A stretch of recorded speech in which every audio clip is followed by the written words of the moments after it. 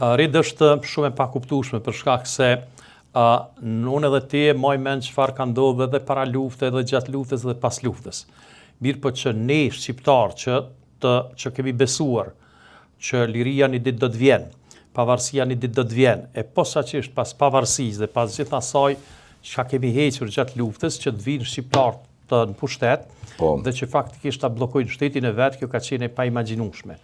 Unë personalisht kam menuar që ne do të bëhemi njerëz shumë të mirë pas lirimit, pas okupimit mbi 100 vjeçar dhe posaçërisht pas shpalljes së pavarësisë ku tani gjithçka varet prej nesh, që të vim në situata të tilla posaçërisht 2 vitet e fundit, që për arsye të inateve politike, për arsye të lloj-llojshme, që faktikisht bllokohet jeta institucionale, kjo për mua është krejtësisht e pakuptueshme dhe duket që partitë, posaçërisht prizmin tim partitë opozitare, nuk po e dinë se çfarë po dojnë.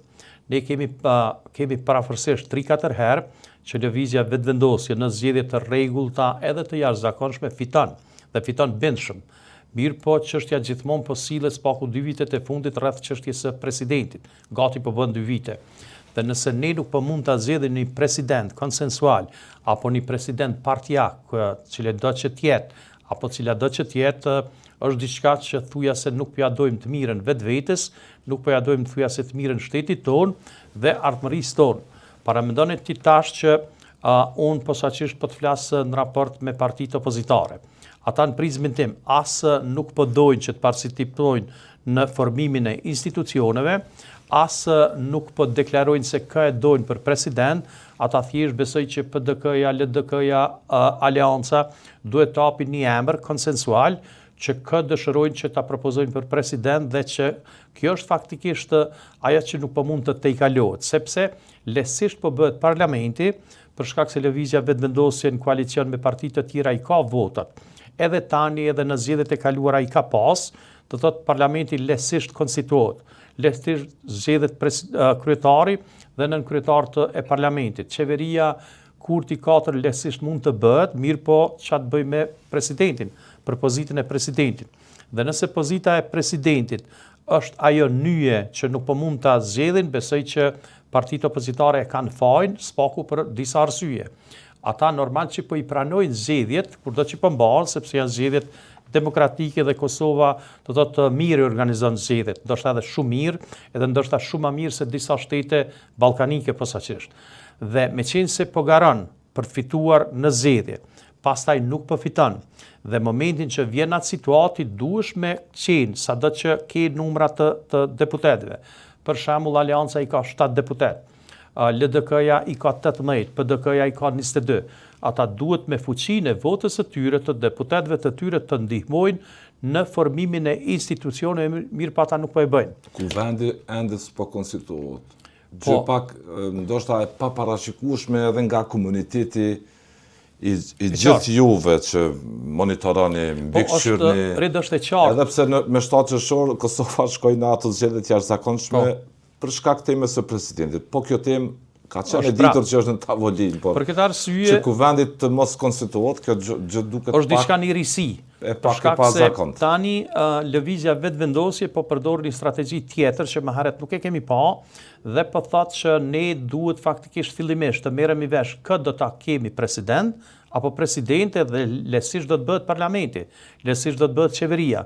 Mirë, po kur i ki partitë opozitare, spaku e ki për shembull PDK-ja e cila deklaron që do të mbetet në opozitë dhe në prizmin tim nuk po e ndihmojnë proceset që duhet t'i ndihmojnë, sepse për këtë arsye ne i kemi votuar. Pastaj e ki LDK-n e cila duket që kërkon tepër shumë pushtet në krahasim në disproporcion krejt me numrin e deputetëve që i ka, nuk mundesh me kërku me 18 deputet që t'jesh i barabartë me ata që i ka 53 deputet. Do thotë është jo imagjinative.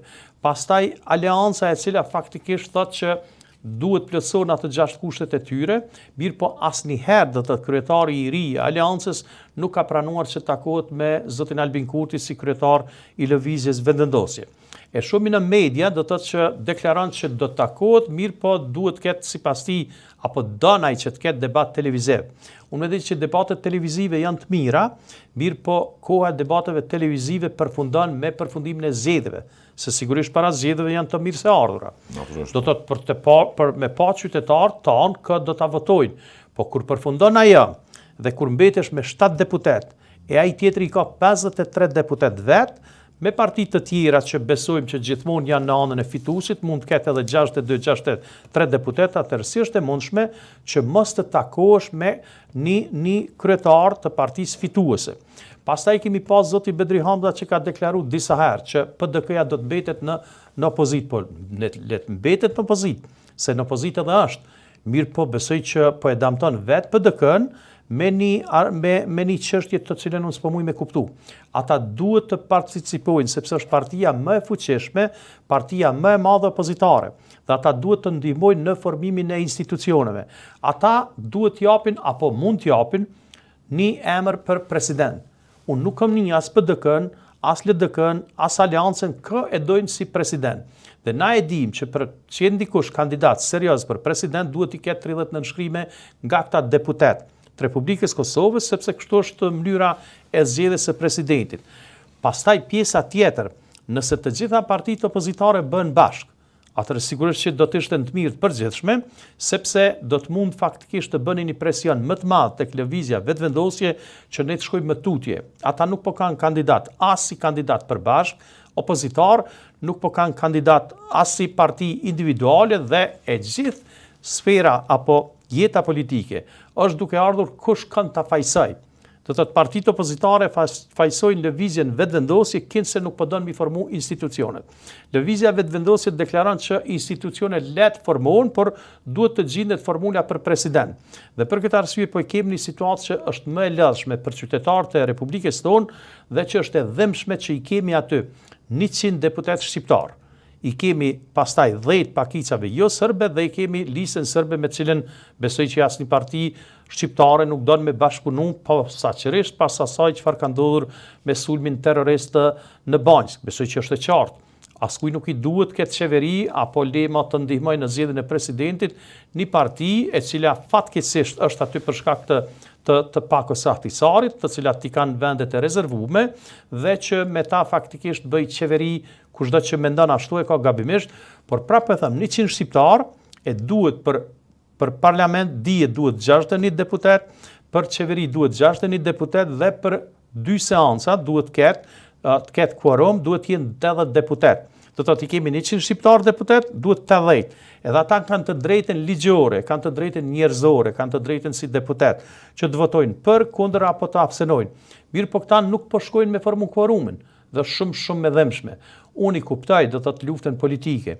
Mirë po jo lufta politike të shndrohet në bllokim të institucioneve sepse është në dëm të shtetit Kosovës. Na e dim kush jemi edhe i njohemi personalisht thuja se të gjithë deputet. Po paramenohet si shiqohet Kosova jashtë territorit Kosovës.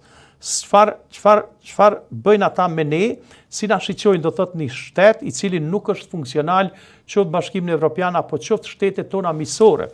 Se për shtetet armiqësore që i kemi, e shteti më armiqësor është Serbia, do thotë me ta kushtimisht me nuk kemi punë fare, se dim çfarë mendojnë ata për ne. Mirë po kur Bashkimi Evropian na shef që ne nuk po jemi të gatshëm, ne nuk po jemi të zot, ti formojmë institucionet tona edhe mvaret nga ne shqiptarët gjithçka. Do të thotë ne nuk kemi misione të huaja më ndërkombëtare, sepse lehtësisht ka qenë, fillimisht kemi qenë shumë falendërues, pastaj kemi qenë kritikues për misione civile, nuk po të flas për misione ushtarake dhe gjithçka është në dorë të ne, do të thotë shqiptarëve. Dhe me anë këtë situatë të tillë, besoj që askush nuk mund ta ketë parë skenario më të keq, më të zi se çfarë i kemi posaçërisht rreth 2 vitet e kaluara.